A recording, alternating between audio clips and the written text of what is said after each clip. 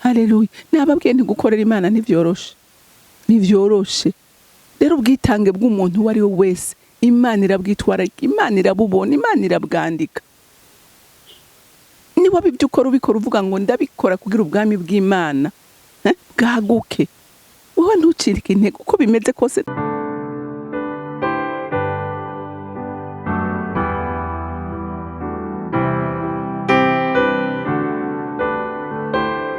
Bakunzi bahore CANAAN TV, ndanezerewe kandi gusubira guhura namwe ngo tuganire ijambo ry'Imana. Ariko imbere yuko tuganira reka tubanze dusenge.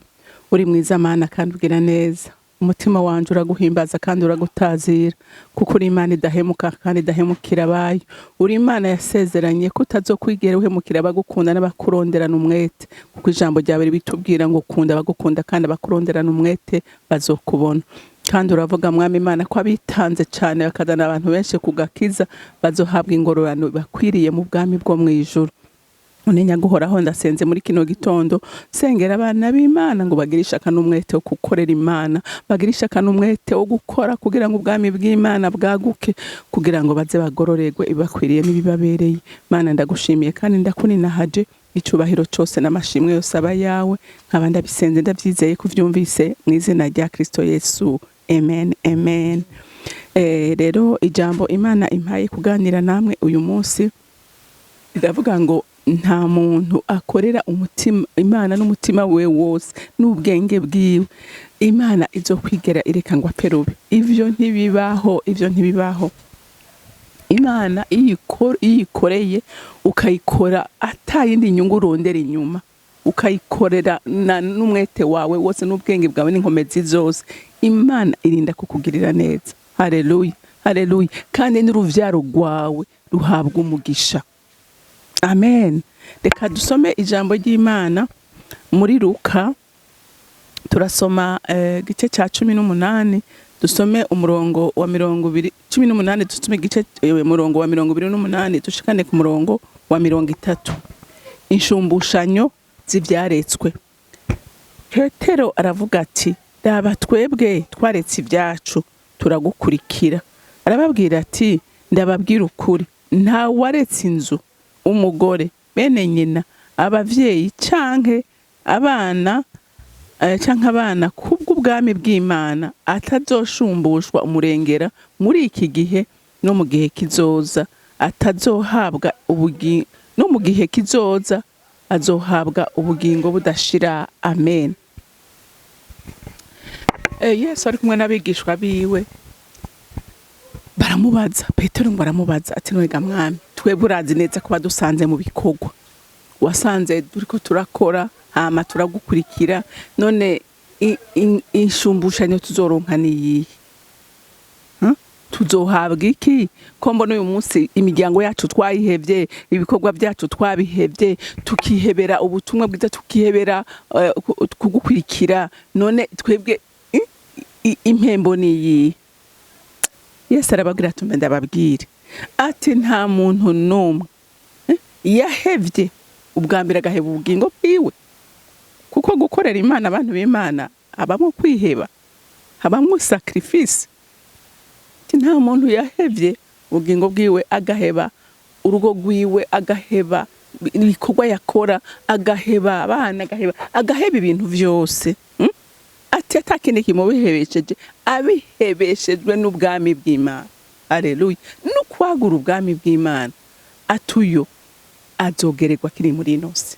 Haleluya. Azobona kugira neza ku Imana ari muri inosi, ati kandi azaragwe n'ubugingo budashira. Haleluya, haleluya. Inge ndababwire abantu b'Imana, nukuri ikibazo abana b'Imana tugira,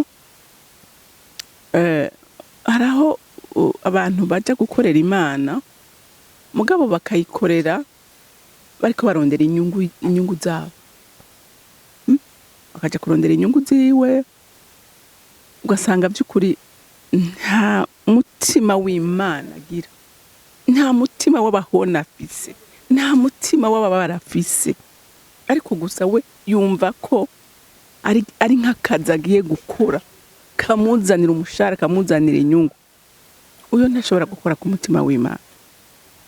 Ariko umuntu yahagurutse akavuga ati jewe uyu munsi ndinvestisa mu bwami bw'Imana ubugingo bwanje, ndasenga ndakorera Imana n'umutima wanje atakindi kintu na kimwe ndiko ndaraba mvuga ngo ndagomba ko abaho n'abakira, ndagomba ko abanyabyaha bakizwa. Uyo muntu Imana ntishobora kumureka naho byogenda gute. Haraho umuntu usanga anacika n'intege akavuga ati Imana none jewe ko ndagukorera, ko jewe nitanga, ko jengera gutya na gutya, ukumva umengo arihebuye, ariko nagira ndagutere intege ndakubwire ngo komeza muntu w'Imana, ukorera Imana, ubandanye ukora igikorwa c'Imana uvuga ngo ivyo nkora byose ndabikora kubw'icubahiro c'Imana. Haleluya. Ndakurahiye inyungu uzoyibona ukuri muri uyu mubiri. Haleluya. Kandi ni washika no mwijuru Imana ikugororera, Imana iguhembe. Haleluya. Imana iguhembe kuki? Kubera ubwitange bwawe. Kubera iki? Kubera umwete ufise wo kwagura ubwami bw'Imana. Haleluya. Haleluya. Ntihagire iyindi nyungu urondera, ntihagire ibindi biharuro ukora. Nukuri hari abantu bakora ibikorwa by'Imana ukabona bafise iyindi agenda kashe, bafise izindi intérêt bariko bararondera. None abo wibaza ko Imana ishobora kubanezerererwa? Imana iravuga okay, niba bari urahembwa uri muri byose, abo wahenze abo baguhembye ico cyubahiro urondera, ibyo bindi uri kurarondera urabihawe n'ingororano hawe. Ariko ni wavuga ngo ibyo nkora byose ndabikora kubw'icubahiro c'Imana, ndabikora kugira ngo nagure ubwami bw'Imana. Oya kameme, Imana si umuntu ngo ireke kugirira neza abayo. Haleluya. Imana si umuntu ngo ireke kugirira neza abayo. Rero uhumure, wowe uri kurayikorera uyu munsi ushobora kubona bitariko bigenda uko ushaka, ukumva umutima wawe urababaye, ukumva uricuza, umereka kwicuza. Wewe komeza. Haleluya. Komeza uyikorere, komeza ugororoke. Haleluya. Komeza ugororoke, ejo uzobona kugira neza kw'Imana. Haleluya. Kandi ivyo wakoze bize bibere n'umugisha n'uruvyaro rwawe. Haleluya. Nta kintu na kimwe dukora kubw'ubwami bw'Imana gipfubusa. Ico ukora cyose kirandikwa. Haleluya. Ico ukora cyose kirandikwa kuko Imana si umuntu. Irakuzi, irazi ibyo ukora, irazi ibyo nkora, irazi umutima wawe, irazi umutima wanje. Ibyo Imana iravyitwararitse cyane. Haleluya. Wirinde rero kumva ngo uri gukora uhangayishwe n'inyungu zawe, ariko uhangayishwe n'inyungu z'ubwami. Ni wahangayishwa n'inyungu z'ubwami, ndakurahiye umugabane wawe urahari. Aho sinkekeranya umugabane wawe urahari. Hari benshi tuzi muri Bibiliya bakoze batiziganya, bakora kubw'icubahiro c'Imana kandi bagira iherezo ryiza. Haleluya. Mwibuke nk'umugore nka Tabita. Tabita yakoze atiziganya, akorera imfubyi n'abapfakazi, abashonera impuzu, ariko umunsi ngo apfa abapfakazi bararira. Imana mwijurira nanirwa kwihanganira amarira yabo bapfakazi. Iravuga ati Petero ihute ugende ukora igikorwa. Tabita arazuka, ibikorwa byiwe biramuzura. Tabita ntiyakora kubw'inyungu ziwe, ariko yakora kubw'inyungu z'Imana, kubw'inyungu z'abana b'Imana. Haleluya. Haleluya. Ni benshi twovuga bakoze ibikorwa birabavugira.